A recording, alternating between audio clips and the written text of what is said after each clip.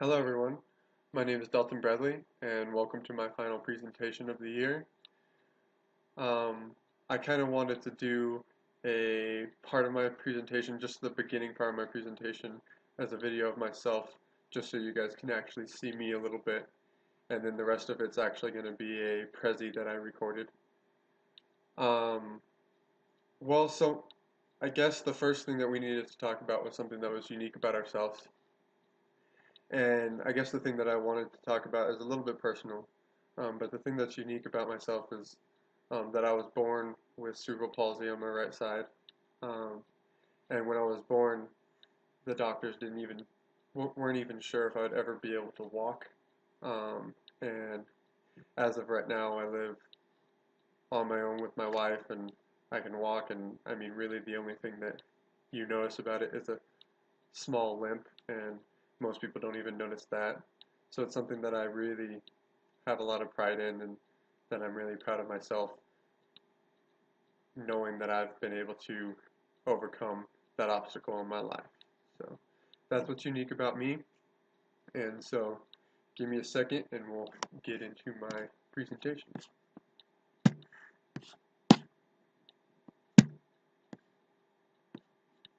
Okay, this is my presentation. I chose to do managing conflict and negotiation. I believe it's chapter 11 in the book. The big subject in this chapter is obviously conflict. And a conflict, as you can see there, I put the definition, is a serious disagreement or argument.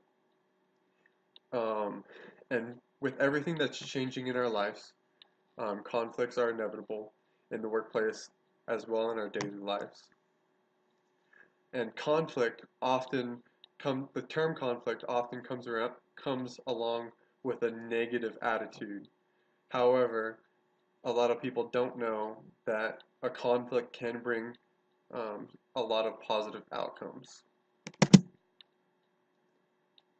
A functional conflict occurs when two or more people, through amicable communication, reach a productive outcome.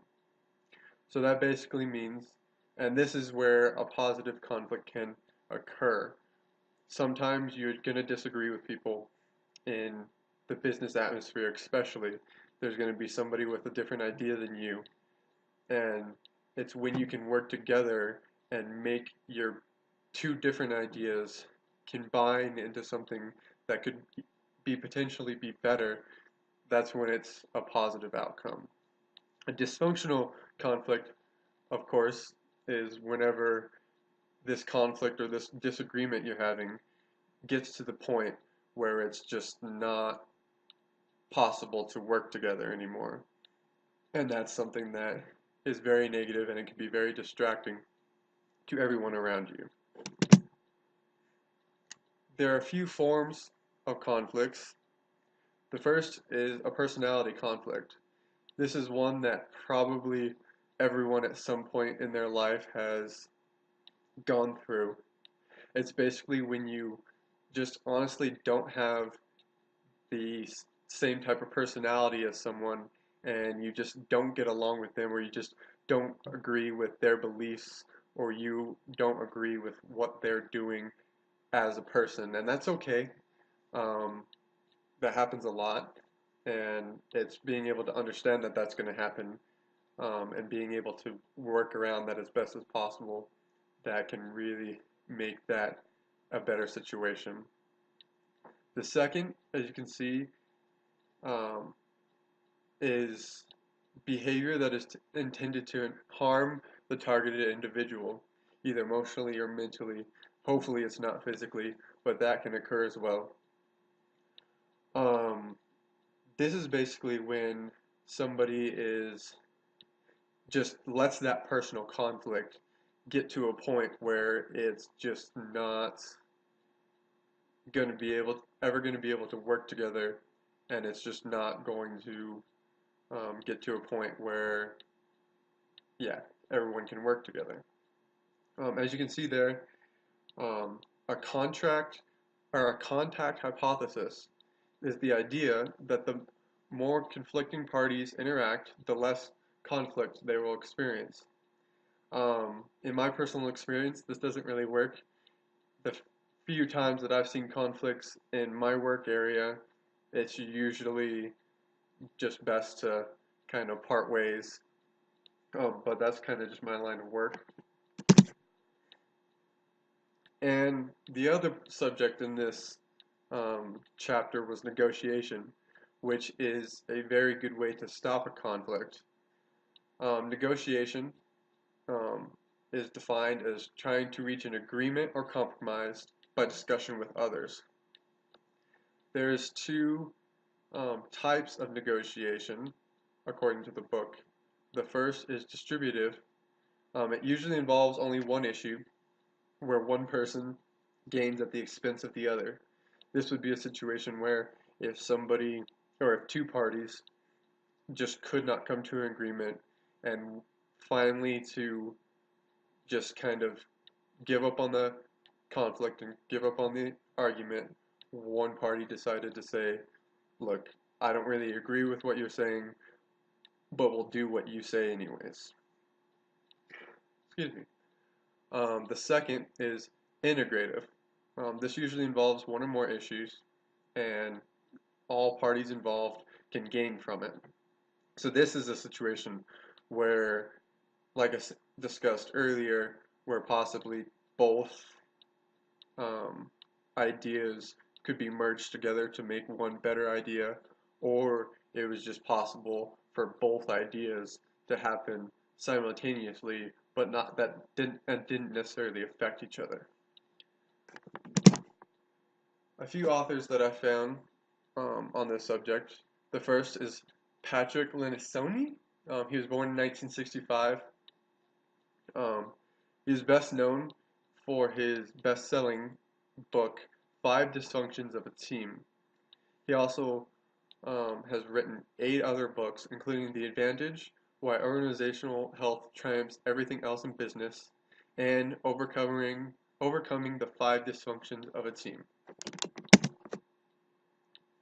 The second author that I found, Michael Stavers, some of you may have heard of him. He's quite well known. He's the author of You Don't Know How to Shut Up, 20 Ways to Diffuse Anger and Calm People Down, and Resolving Conflict.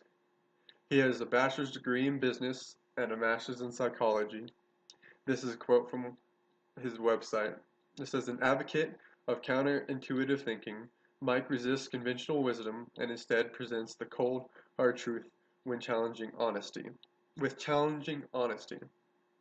And I really like this quote because that's really something that's hard for a lot of people to do, especially when there's already a conflict um, going on. It's really hard for somebody to be honest and say, I don't agree with what you're saying, or I think we should go with something else. Um, so that's really a quote that I like a lot because it's kind of something that I hope to be able to do with my career. I would really like to be somebody that everyone that I'm working with knows me to be honest and to be able to tell the truth even when it's not the easiest thing to do. Alright, so my link to reality is actually, it's kind of funny. There was a recent experience at work lately where 2 of my coworkers, because I'm a student internist at International Labs, and I also work with a few other student interns directly, and they both go to UNM, and they actually have their degree is the same, so they obviously go to the same classes. They have a couple same classes, and there is one where they actually were in a group together in that class. And I don't know if anyone has ever told you guys, but it's probably, and from my experience with this, it's probably not a very good idea to be that close to somebody all the time. So they worked together 9 hours a day, then they went to class together for 2 hours, 2 times a week, and then they had to meet on weekends to discuss group projects and that sort of thing.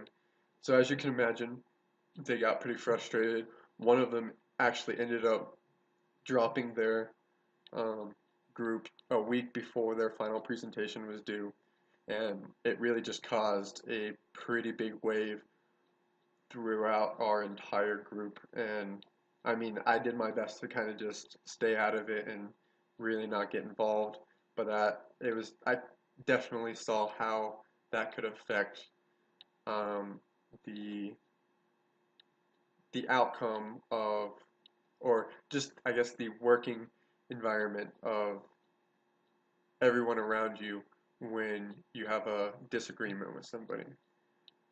Just one thing that I put down here at the bottom, just something that I would really like everyone to know, that conflicts are going to happen probably every day, whether it's at work or at home or just driving down the road. Somebody's going to cut you off and it's going to cause a conflict. Um, but it's how you deal with them that counts. And it's really hard sometimes to deal with a negative conflict in a way that ends up in a positive. Um, but all I can say is do your best, and I really hope you guys like my presentation, and have a good winter break. Thank you very much.